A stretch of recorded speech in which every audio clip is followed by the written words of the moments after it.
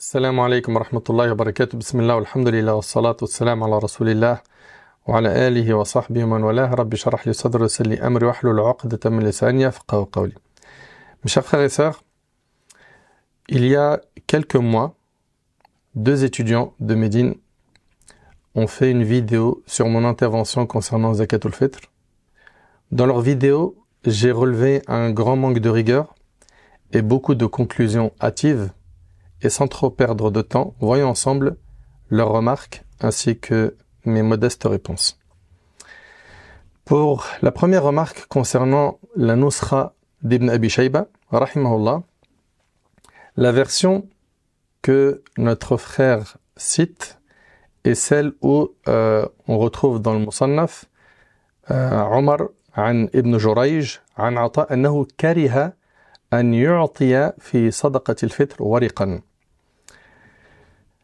أنه كره, donc عطاء, donc lui déplaisait de donner pour صدقة الفطر ورقا. Très bien. Et concernant ce que j'avais cité dans ma vidéo, c'était basé sur ce que l'on peut retrouver aussi dans, alors probablement d'autres nusakh d'Ibn Abi Shayba dans le Musannaf, وعن عطاء أنه كان يعطي في صدقة الفطر ورقا. Et entre parenthèses, il y a écrit دراهم فضية. On peut voir ici que la version que j'ai citée s'y trouve, c'est-à-dire dans le Musannaf, ce matn tel qu'il est se trouve dans d'autres livres également. Vous allez me dire, mais ce screen, tu l'as pris d'où? Je l'ai pris de l'ouvrage Nida al-Rayyan fi fiqh al-sawm wa fadl Ramadan de Cheikh Afani, hafidhahullah, et d'autres shuyukh ont mis cette même version avec cette référence du Musannaf d'Ibn Abi Shayba. Pour être très franc et honnête avec vous, me concernant, je n'ai pas en ma possession la version d'Ibn Abi Shayba qui est screenée devant vous. Cela étant dit, le athar de Ata n'est pas authentique. Dans sa chaîne de transmission, il y a Omar ibn Haroun al-Balkhi, Zahabi fil Mizan, Ibn Mahdi, Ahmad al-Nasa'i disent qu'il est matrouk al-hadith. Et Yahya, il dit kadhab khabith. Abu Daoud, il dit ghayru thiqa. Donc qu'est-ce que cela donne? Al-Hafidh ibn Hajar, ainsi que Ibn Mahdi, l'imam Ahmad al-Nasa'i, et d'autres, ils ont dit que Omar ibn Haroun al-Balkhi est matrouk al-hadith. C'est-à-dire qu'on ne prend pas de lui le hadith. Cet homme est accusé comme menteur, comme l'a dit Salih Jazra et Yahya, qui disent qu'il est kadhab. Et je sais reconnaître un tort quand j'en ai fait un.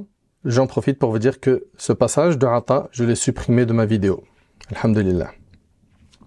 Mais puisque nous sommes dans le Musannaf d'Ibn Abi Shayba, j'en profite pour rappeler que contrairement à ce qui a été affirmé concernant l'opinion de Omar ibn Abdel Aziz et Al-Hassan al-Basri, comme quoi cela n'est pas prouvé de leur part, je vous laisse voir par vous-même ce que on peut trouver dans Musannaf ibn Abi Shayba.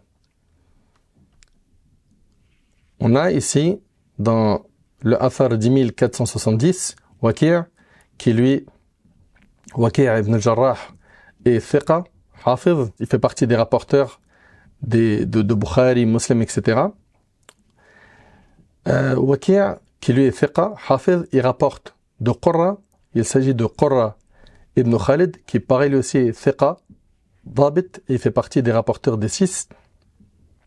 Qala, il dit, جاءنا كتاب عمر بن عبد العزيز في صدقة الفطر نصف صاع عن كل إنسان أو قيمته نصف درهم. Il dit, un décret du calife Omar ibn Abdel Aziz nous est parvenu concernant l'aumône prescrite à l'occasion de la rupture du jeûne, stipulant que celle-ci était nisfu sa', la moitié d'un sa', qui est une unité de mesure par personne, ou son équivalent en valeur monétaire, à savoir un demi-dirham. Très bien. On a également dans le Musannaf d'Ibn Abi Shayba, dans le Athar 10471, que Waki', qui est thiqa, rapporte de Sufyan, qui est thiqa, qui rapporte de Hisham, qui l'est également, Al-Hassan également, قال لا بأس أن تعطى الدراهم في صدقة الفطر. Il n'y a pas d'inconvénient à utiliser des dirhams pour payer Zakatul Fitr. C'est l'opinion de Al-Hassan al-Basri, de Omar ibn Abdel Aziz, comme on l'a vu. Également, on a que Abu Usama rapporte de Zuhayr qui dit سمعت أبا إسحاق يقول أدركتهم وهم يعطون في صدقة رمضان الدراهم بقيمة الطعام. Alors ici on a Abu Usama qui rapporte de Zuhayr, on va parler de cette chaîne de transmission, qui dit j'ai entendu Aba Ishaq dire, à l'époque où je les ai connus, ils donnaient la somme d'argent, dirham, équivalente à la quantité de nourriture pour l'aumône de la rupture du jeûne. Et Sheikh Awama, il met dans le tahqiq que c'est Zuhayr ibn Muhammad al-Tamimi et non pas Zuhayr ibn Muawiyah, comme l'ont prétendu certains. Il s'agit de Zuhayr ibn Muhammad al-Tamimi, qui est thiqa. Ce que dit Sheikh Awama, il dit wa riwayatu ghayru shamiyin anhu mustaqima wa Abu Usama kufi wa Abu Ishaq as-Sabi'i adraka kathiran min as-sahaba fa qawluhu adraktuhum yuridu bihi as-sahaba. Ceux que ici Abu Ishaq a rencontrés sont donc des compagnons. Très bien. Alors voyons voir un petit peu ce athar, qui est le athar 10472 dans le Musannaf d'Ibn Abi Shayba. Pour ce qui est de Zuhayr ibn Muhammad et non ibn Muawiyah, comme l'ont prétendu certains, il fait partie des rapporteurs des grands savants du hadith. Il est thiqa. Ce dernier rapporte d'Abi Ishaq, un de ses professeurs. Lui, il est né durant le califat d'Uthman, donc il s'agit d'un tabi'i. Il a rencontré de nombreux compagnons, mais il n'a pas entendu des quatre califes. Abu Usama, qui rapporte de lui, est Koufi. Abu Usama, qui rapporte de lui, est Koufi. Très bien. Je répète, Abu Usama rapporte de Zuhayr. Et qu'est-ce que nous dit ici le Bukhari, rahimallah? Il dit, قال البخاري ما روى عنه أهل الشام, il parle de Zuhayr ibn Muhammad. ما روى عنه أهل الشام فإنه مناكير وما روى عنه أهل البصرة فإنه صحيح. وعن أحمد في رواية الشاميين عن زهير يروون عنه مناكير ثم قال أما رواية أصحابنا عنه فمستقيمة. Très bien. Abu Usama qui rapporte de lui est Koufi. Et l'imam al-Bukhari et Ahmad, comme on vient de le lire en arabe, on dit que toutes les versions venant des rapporteurs de sa région sont bonnes. Et celles des gens du Sham ne sont pas valides. Nous voyons donc qu'il n'y a pas de raison de rejeter ce texte. Wallahu ta'ala a'lam. On voit ici que Zuhayr en question dans le Musannaf est Ibn Muhammad. Cela est souligné dans Hashit Sheikh Awama, dans la page 3310, et non pas Zuhayr ibn Muawiyah comme l'ont avancé certains. Ce dernier ayant rencontré Abi Ishaq à la fin de sa vie lorsqu'il se mélangeait dans les riwayas. Donc on voit donc que on a la parole de Omar ibn Abdelaziz, Al-Hassan al-Basri, qui est rapportée par des thiqat. Ensuite, notre cher frère affirme que l'imam al-Bukhari n'est pas de l'opinion d'Abu Hanifa. Ce qui est triste, c'est qu'il aurait pu ouvrir un seul sharh dans sa vidéo de Sahih al-Bukhari, comme celui d'Ibn Hajar, ou de l'Aini, Umdatul Qari, ou d'Ibn Battal, pour s'apercevoir que l'imam al-Bukhari est bel et bien de l'opinion d'Abu Hanifa. Mais notre frère ne l'a pas fait. Et il s'agit d'un manque de rigueur de la part d'un talib ilm.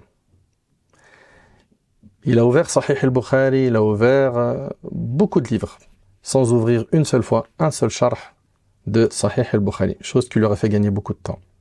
Pour commencer, ce frère a considéré que le chapitre de l'imam al-Bukhari concerne la zakat sur le commerce. Il s'est basé sur le mot ard. Il a interprété ce mot à sa manière et pas celle des savants. Il t'aurait suffi, cher frère, d'ouvrir au moins Fath al-Bari afin de te rendre compte que tu as mal agi, pour le moins que je puisse dire. Voyons cela. L'imam al-Bukhari, dans son chapitre, il dit « Bab al-ardi fi zakat ». Il met chapitre des biens ard. Ard, ici, c'est autre que l'or et l'argent, donnés en paiement de l'aumône légale. Qu'est-ce qu'il nous dit Ibn Hajar rahimallah? Il dit « Qawluhu babu al-ardi fi zakat ». Il nous met Wal-Muradu bihi ma'ad al-naqdayn. Ce chapitre, comme on peut le voir, traite de ce qui peut servir à acheter ou à vendre en dehors de l'or et l'argent. Et non la zakat sur le commerce, comme le prétend ce frère. Donc dès le départ, tu es parti sur une mauvaise direction et tu as construit en fonction de cette direction. Lorsqu'on médite sur les hadiths de ce chapitre, dans Sahih al-Bukhari, on constate qu'aucun parmi eux ne traite de la zakat du commerce. Et voyons ensemble les hadiths de ce chapitre. D'après Tawus, Mu'adh radiyallahu anhu, et bien évidemment, comme l'a signalé notre frère, Tawus n'a pas rencontré Mu'adh, il y a Irsal, et on va parler de ce Irsal, Inch'Allah, qui est Hujja chez l'Ahnaf. Et on va voir ce que Al-Aini dit dans Umdatul Qari, un livre qu'on aurait aimé que notre frère ouvre pour pouvoir être rigoureux sur ce sujet. D'après Tawus, Mu'adh radiyallahu anhu dit aux habitants du Yémen, donnez-moi des biens ard, vêtements, manteaux ou costumes pour l'aumône légale, pour zakat, à la place d'orge ou de millet. À la place d'orge ou de millet. Parce que comme on le sait, on a plusieurs types de zakat, zakat al-mal, zakat al-zuru', sur les récoltes, et on a sur les animaux, on a plusieurs types de zakat. Il a dit, donnez-moi des biens ard, vêtements, manteaux ou costumes pour l'aumône légale, à la place d'orge ou de millet. Cela vous sera plus commode et sera préférable pour les compagnons du prophète sallallahu alayhi wa sallam qui sont à Médine. Le prophète sallallahu alayhi wa sallam a dit, quant à Khalid, il a constitué en main morte sur le chemin d'Allah ses cuirasses et ses chevaux. Le prophète sallallahu alayhi wa sallam a dit, faites l'aumône, fût-ce de vos bijoux. Il n'a donc pas distingué l'aumône prescrite et l'aumône volontaire au point de vue des biens dits ard. Alors les femmes lancèrent dans le manteau de Bilal leurs boucles d'oreilles, leurs colliers. Il n'a pas non plus distingué l'or et l'argent et les biens dits ard. Ensuite, le hadith qui vient juste après. Selon Anas radiyallahu anhu, toujours dans le même chapitre, dans Sahih al-Bukhari. Abu Bakr radiyallahu anhu lui transmit ainsi par écrit les règles tracées par Allah à son envoyé, sallallahu alayhi wa sallam. Celui dont l'aumône légale devra être une chamelle d'un an révolu et qui n'en aura pas, mais qui aura une chamelle de 2 ans révolue, verra sa bête acceptée en paiement. Et le collecteur lui donnera 20 dirhams ou 2 moutons. Si cette même personne, n'ayant pas la chamelle d'un an, qu'elle devrait remettre un chameau de 2 ans révolu. Ce chameau sera accepté en paiement de l'aumône légale, sans addition de quoi que ce soit. Ensuite, le hadith d'après Ibn Abbas radiyallahu anhuma a dit, j'atteste que l'envoyé d'Allah, sallallahu alayhi wa sallam, fit la prière de la fête, avant le prône, donc avant le prêche. Puis, voyant qu'il ne se faisait pas entendre des femmes, il alla vers elle, avec lui Bilal, qui étendait son manteau. Le prophète sallam exhorta, le prophète sallam adressa des exhortations aux femmes et leur enjoignit de faire l'aumône. Alors chaque femme se mit à jeter et se disant Ayoub, montrait son oreille et son cou.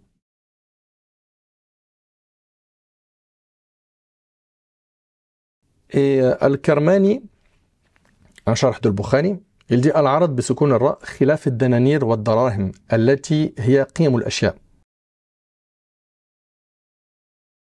Concernant le commentaire de Al-Karmani, c'est surtout une référence au niveau linguistique, d'où le fait qu'il est souvent repris par de nombreux savants comme Al-Hafiz Al-Aini, pour ne citer que. Pour ce qui est du hadith de Mu'adh, que le frère cite, on y répond de 2 manières. Il est vrai que Tawus n'a pas rencontré Mu'adh. Ça en fait donc un hadith mursal. Mais ce que le frère ne prend pas en compte est que le hadith mursal est accepté comme argument chez les Hanafites, comme le signale Al-Aini lorsqu'il traite le commentaire de ce hadith dans Sahih al-Bukhari. Les Malikites aussi acceptent le hadith mursal. Donc concernant le fait qu'il y a Irsal et Inqita', c'est vrai, mais rappelle-toi cher frère que Al-Ahnaf accepte le mursal comme argument. Deuxièmement, si on considère que le mursal n'est pas un argument valide, pourquoi est-ce que l'imam al-Bukhari l'a cité dans son recueil authentique? C'est une question qu'on doit se poser. La réponse, elle se trouve dans Fath al-Bari, un autre commentaire de Sahih al-Bukhari que notre frère aurait dû lire avant de faire sa vidéo. Alors, je vous ai mis ici le passage de Fath al-Bari, et on voit que Ibn Rashid, il dit وافق البخاري في هذه المسألة الحنفية مع كثرة مخالفته لهم لكن قاده إلى ذلك الدليل.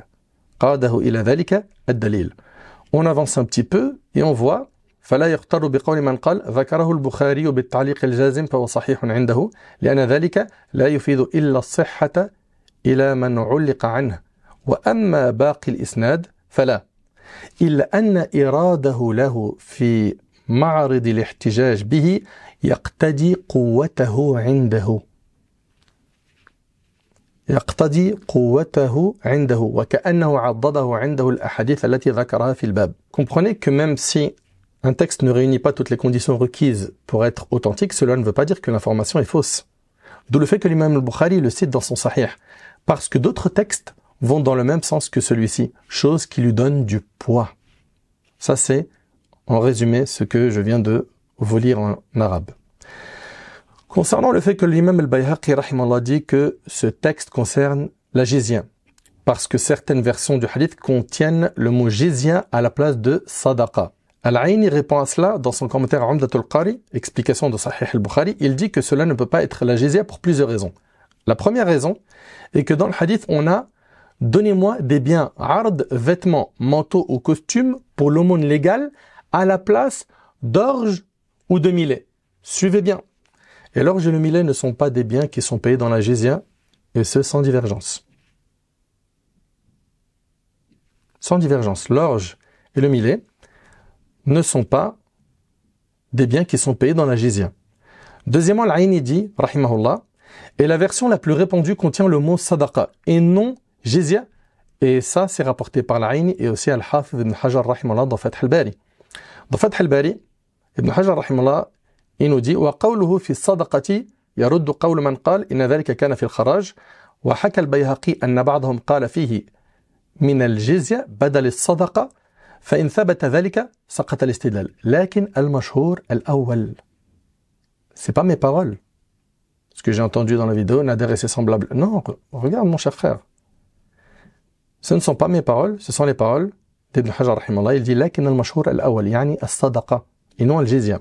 Al-Aini rahimahullah dans Umdatul Qari, il dit احتج به أصحابنا في جواز دفع القيم في الزكوات. C'est au pluriel, tout type de zakat. في الزكوات. ولهذا قال ابن رشيد وافق البخاري في هذه المسألة الحنفية مع كثرة مخالفته لهم. سبحان الله. On voit ici que l'imam al-Bukhari وافق الأحناف, alors qu'il est souvent en désaccord avec eux. Ce ne sont pas mes paroles, on les retrouve dans Umdatul Qari, on les retrouve également dans ce que nous rapporte Al-Hafiz rahimahullah dans Fath al-Bari. Il aurait juste fallu pour notre cher frère d'ouvrir les commentaires de Al-Bukhari pour se rendre compte de cela. Premièrement, on a dit que l'Aini a dit que l'orge et le millet ne sont pas des biens qui sont payés dans la jizya, et ça, il n'y a pas de divergence dessus. Également, que c'est le mot sadaqa qui est le plus rapporté et non jizya. Ibn Hajar rahimahullah et Al-Aini le cite. Okay? C'est le mashhour. Bien que l'opinion de Al-Bayhaqi existe, c'est pas l'avis majoritaire. Également, Al-Aini rahimahullah, il dit Mu'adh s'est rendu au Yémen afin d'y faire la da'wa. Et ses recommandations faites du prophète sallam concernaient les musulmans et non pas les non-musulmans. Et comme vous le savez, la jizya ne concerne pas les musulmans. Tout cela réconforte l'opinion disant qu'il s'agit de sadaqa dans le hadith et non de jizya. Concernant le fait que le Bukhari est de l'opinion de l'imam Abu Hanifa, ce n'est pas l'opinion de Nader, Abu Anas et ses semblables, mais plutôt des savants qui ont commenté Sahih al-Bukhari, mais le frère n'a pas ouvert un seul sharh de Sahih al-Bukhari dans sa vidéo, hélas. Al-Aini rahimahullah, il dit ذكر ما يستفاد منه احتج به أصحابنا في جواز دفع القيم في الزكوات ولهذا قال ابن رشيد وافق البخاري في هذه المسألة الحنفية مع كثرة مخالفته لهم. Ça, c'est ce que nous dit ici Al-Aini. Ensuite, Ibn Battal, dans son commentaire de Sahih al-Bukhari, il nous dit اختلف العلماء في أخذ العروض والقيم في الزكاة فقال مالك والشافعي لا يجوز ذلك وجوزه أبو حنيفة واحتج أصحابه بما ذكره البخاري من أخذ معاذ للعروض في الزكاة. Quelques lignes un peu plus loin, qu'est-ce qu'il nous dit ici Ibn Battal رحمه الله? Il dit فإن كانت هذه القصة نقلها إلى المدينة في حياة النبي صلى الله عليه وسلم. Si jamais Mu'adh avait fait cela du vivant du prophète sallam. Je vous rappelle quand même le hadith, lorsqu'il dit, donnez-moi, hein, il est au Yémen, il dit aux habitants du Yémen, donnez-moi des biens ard, vêtements, manteaux, costumes, pour l'aumône légale à la place d'orge ou de millet, cela vous sera plus commode et sera préférable pour les compagnons du prophète sallam qui sont à Médine. Ici, Ibn Battal, il dit que si cette histoire s'est déroulée du vivant du prophète sallam, فلا محل أنه قد أقره. Si ça s'est fait au vivant du prophète sallam, il n'y a aucun doute que le prophète l'a approuvé. على جواز أخذ البدل في الزكوات في الزكوات. Très bien. Il dit par la suite لأنه قد علم عليه السلام أن الزكوات ليس فيها ما هو من جنس الثياب وأنها لا تؤخذ إلا على وجه البدل فصار إقراره له على فعله دلالة على الجواز. Donc, il y a plusieurs possibilités. C'est ce qu'avance Ibn Battal, rahimahullah. C'est pas Nader Abou Anas qui invente ça de sa tête. Il dit que si ça s'est fait à l'époque du prophète sallam, eh ben, le prophète sallam l'a approuvé. Ensuite, il nous dit وإن كان بعد موته فقد وضعها أبو بكر بحضرة الصحابة في مواضعها مع علمهم أن الثياب لا تجب في الزكاة فصار ذلك إقرارا منهم على جواز أخذ القيم فتحصل للمسألة اتفاق بين الصحابة. La deuxième possibilité, c'est que ça s'est passé après la mort du prophète sallam et le fait qu'aucun compagnon ne l'a repris vaut pour approbation de la part des compagnons. Al-Aini nous rajoute aussi dans son commentaire Umdatul Qari فإن قلت si tu dis إن قصة معاذ اجتهاد منه que l'histoire de Mu'adh c'est un ijtihad venant de sa part فلا حجة فيها il n'y a pas d'argument dans ce qu'a fait Mu'adh. قلت qui dit ça c'est Al-Aini, il dit كان معاذ أعلم الناس بالحلال والحرام. Mu'adh était le plus savant dans le halal et le haram. وقد بين له النبي صلى الله عليه وسلم لما أرسله إلى اليمن ما يصنع به. Et le prophète صلى الله عليه وسلم lui a indiqué ce qu'il devait faire une fois au Yémen. Donc il y a plusieurs ici possibilités. C'est soit ça a été fait du vivant du prophète sallam et le prophète l'a approuvé, soit ça a été fait après sa mort et les compagnons l'ont approuvé, personne n'a exprimé un désaccord et donc cela signifierait qu'il y a eu ittifaq, un accord entre eux. Et Al-Aini rajoute que c'était le plus savant dans le halal et le haram.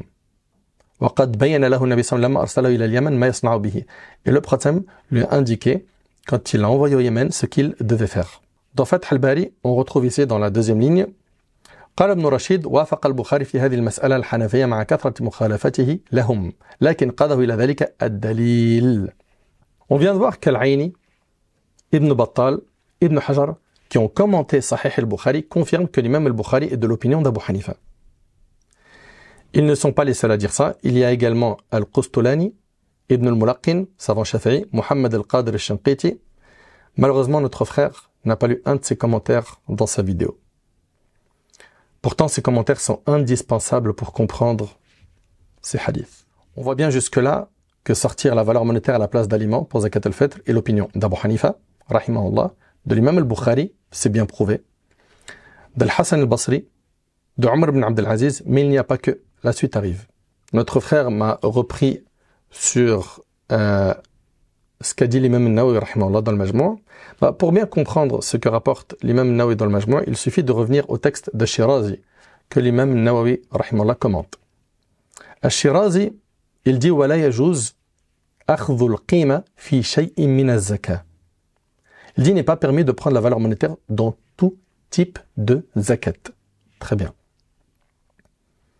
Ça, c'est donc le texte de Shirazi. An-Nawawi, quand il commente cela, rahimahullah, il dit قد ذكرنا أن مذهبنا أنه لا يجوز إخراج القيمة في شيء من الزكوات في شيء من الزكوات.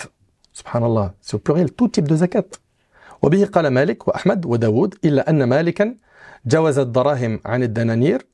Et regardez, il dit, et son contraire, وقال أبو حنيفة يجوز. Puis, avant de finir ce passage, dans la deuxième ligne en partant du bas, وقال سفيان الثوري يجزئ إخراج العروض عن الزكاة إذا كانت بقيمتها وهو الظاهر من مذهب البخاري في صحيحه. Tout comme on l'a vu, rapporté par Al-Aini, Ibn Battal, Al-Hafiz, رحم الله الجميع. وهو وجه لنا كما سبق. Et notre frère, il s'est arrêté sur cette phrase. Vers la fin, قالوا وهذا نص على دفع القيمة قالوا ولأنه مال زكوي فجازت قيمته كعروض التجارة. كعروض التجارة. كعروض التجارة.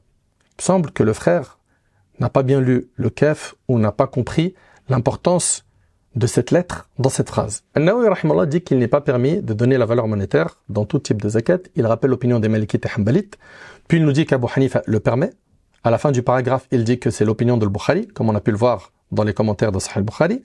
An-Nawawi rahimahullah, ce qu'il dit, mon cher frère, il expose l'avis de ceux qui autorisent de donner la valeur monétaire de ce qui est dû en zakat. Il dit que les Hanafites et ceux qui prennent leur opinion, comme le Bukhari, associent toute forme de zakat à la zakat sur les biens commerciaux pour laquelle on peut donner la valeur monétaire.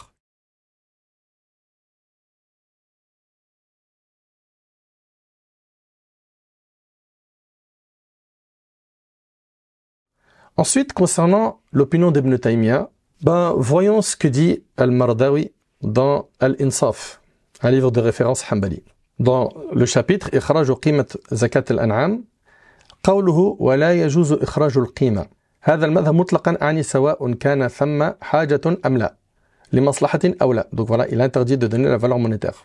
Très bien. وغيرها وعليه أكثر الأصحاب وجزم به في الوجيز وغيره وقدمه في الفروع وغيره وعنه أي عن أحمد رحمه الله تجزئ القيمة مطلقا qu'il est permis de donner la valeur monétaire sans problème.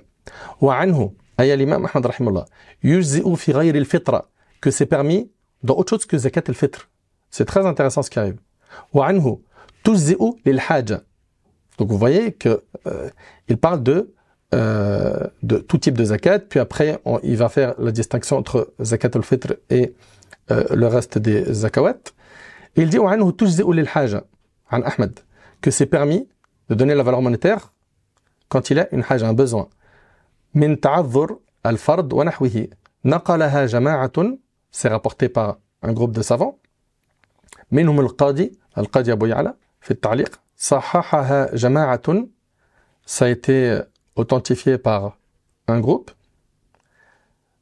Donc منهم القاضي في التعليق, et c'est aussi l'opinion de qui? d'Ibn Tamim, منهم ابن تميم وابن حمدان واختاره الشيخ تقي الدين.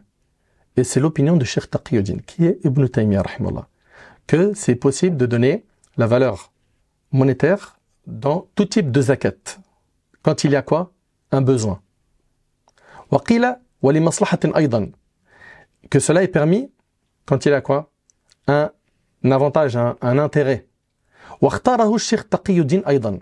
Subhanallah. Donc on voit qu'Ibn Taymiyyah, rahimahullah, il autorise دفع القيمة dans zakat, dans tout type de zakat, que ce soit pour en cas de besoin ou de maslaha, où il y a un avantage. Très bien. Et bien c'est ce qu'on retrouve en fait dans Majmou' al-Fatawa d'Ibn Taymiyyah rahimahullah. سئل رحمه الله عمن أخرج القيمة في الزكاة فإنه كثيرا ما يكون أنفع للفقير. هل هو جائز أم لا? Voilà, on l'a questionné sur le fait de sortir la valeur monétaire dans zakat, car c'est plus profitable pour le pauvre. وأما إخراج القيمة في الزكاة والكفارة. Alors, j'attire votre attention mes chers frères sur ce point. Ici Ibn Taymiyyah rahimahullah il dit وأما إخراج القيمة في الزكاة والكفارة. Il dit الزكاة alif lam, c'est tout type de zakat. Ce n'est pas parce que dans le chapitre où il a été questionné sur le fait de donner zakat al-fitr en valeur monétaire et qu'il n'a pas répondu qu'il n'en parle pas. Ici, il parle de tout type de zakat et il dit wal kafara. Donc il parle du bloc de zakat et du bloc de kafara. Et il dit wa nahwi dhalik.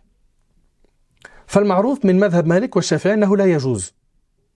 Ce qui est connu de l'imam Malik et de Shafi'i, c'est que c'est pas permis. وعند أبي حنيفة يجوز.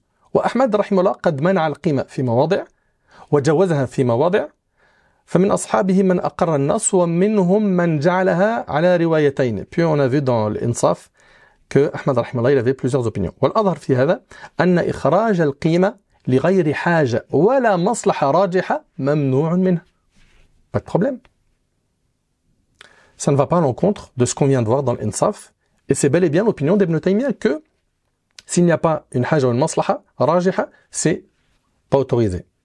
ولهذا قدر النبي صلى الله عليه وسلم الجبران بشاتين أو 20 درهما ولم يعدل إلى القيمة ولأنه متى جوز إخراج القيمة مطلقا فقد يعدل المالك إلى أنواع رديئة وقد يقع في التقويم ضرر ولأن الزكاة مبناها على المواساة وهذا معتبر في قدر المال وجنسه وأما إخراج القيمة للحاجة أو المصلحة أو العدل فلا بأس به. C'est ça l'opinion d'Ibn Taymiyyah rahimahullah. C'est celle-là. Et on l'a vu dans l'Insaf. C'est bien celle-là. Ce n'est pas parce qu'il n'en parle pas dans le chapitre de Zakat al-Fitr qu'il n'en parle pas ailleurs. Et puis, dans Ikhtiyarat, Cheikh al-Islam ibn Taymiyyah rahmallah, al-Burhani, il dit وأنه يجوز إخراج القيمة في زكاة المال وزكاة الفطر إذا كان أنفع للمساكين. C'est ce qu'on a vu dans l'Insaf et c'est ce qui est rapporté d'Ibn Taymiyyah rahimahullah. OK? Dans Majmu' al-Fatawa. C'est ce qui est connu de lui, c'est tout type de zakat. وأنه يجوز إخراج القيمة. Pour ce qui est de cette phrase, jusqu'à أنفع للمساكين, c'est ce que Ibn Taymiyyah rahimahullah a toujours dit. Ensuite, on a des petits points. Il y a écrit dans la petite note 3 qu'il y a une parole qui n'est pas ici claire. Très bien. Mais est-ce que ça remet en cause la phrase d'avant? Non. Ensuite, la phrase d'après pose problème. Yajouz ikhrajul qima mutlaqan. Ce n'est pas l'avis d'Ibn Taymiyyah. L'avis d'Ibn Taymiyyah, c'est s'il y a un intérêt ou un besoin. Maslaha ou haja. Dans la petite note 4, هذا الموضع هو أشكل موضع في هذا الجزء وذلك أنه كان في الجوف وأنه يجوز إخراج القيمة مطلقا وكذا هو في طاء وهذا مخالف لما هو معروف من كلام شيخ الإسلام في المسألة كما سيأتي ثم ألحق الناسخ في الحاشية عبارة في زكاة المال وزكاة الفطر إذا كان أنفع المساكين إلى آخره ووضع في نهايته علامة التي تفيد أن هذا لاحق وهذا موافق لكلام ابن تيمية في زكاة المال ولكن لا يعرف عنه مثل هذا القول في زكاة الفطر. Mais ça, c'est le kalam. Ces paroles-là sont les paroles du muhaqqiq. Okay? Ces paroles-là ne sont pas les paroles d'Ibn Taymiyyah et elles vont à l'encontre de ce qu'on a dans l'Insaf et de ce qui est connu d'Ibn Taymiyyah rahimahullah. Donc ces deux dernières lignes, non, on n'est pas d'accord avec. Et ce qui est connu, c'est ce que vous avez pu lire وأنه يجوز إخراج القيمة في زكاة المال وزكاة الفطر. Et Ibn Taymiyyah رحمه الله parle de zakat والكفارة. الزكاة بصفة عامة. بارك الله فيكم. Mes chers frères, mes chères sœurs, nous venons de voir que sortir la valeur monétaire à la place d'aliments pour zakat al-fitr est l'opinion d'Abu Hanifa rahimahullah, d'Al-Bukhari, de Hassan al-Basri, de Omar ibn Abd al-Aziz et d'Ibn Taymiyyah rahimallahu al-jami'. Me concernant, et c'est un point que j'avais déjà signalé dans ma vidéo sur Zakat al-Fitr, je penche vers l'opinion de la majorité des savants des 4 écoles, c'est-à-dire que Zakat al-Fitr doit sortir en nourriture et pas en argent, mais j'ai du respect pour les avis que je ne partage pas à partir du moment où les savants les ont admis comme fondés et non marginaux. Concernant mes chers frères qui ont fait cette vidéo sur Zakat al-Fitr, je vous recommande de laisser les réfutations aux spécialistes en la matière. Car comme a dit Ibn Hajar rahimahullah, quiconque parle d'un domaine qui n'est pas sa spécialité risque de dire des choses étranges. Sans compter, mes chers frères, le tort que vous causez à vos professeurs et à l'université de Médine par votre manque de rigueur criant. Occupez-vous d'apprendre l'ilm, la science, et ensuite de faire la da'wa en éduquant les gens, en les rapprochant d'Allah tabarak wa ta'ala. Vous êtes mes petits frères et Allah tabarak wa ta'ala est témoin que je vous veux du bien, qu'Allah subhanahu wa ta'ala vous protège, qu'Allah subhanahu wa ta'ala nous accorde à tous une science utile. هذا والله أعلم. سبحانك اللهم وبحمدك أشهد أن لا إله إلا أنت أستغفرك وأتوب إليك وآخر دعوانا أن الحمد لله رب العالمين.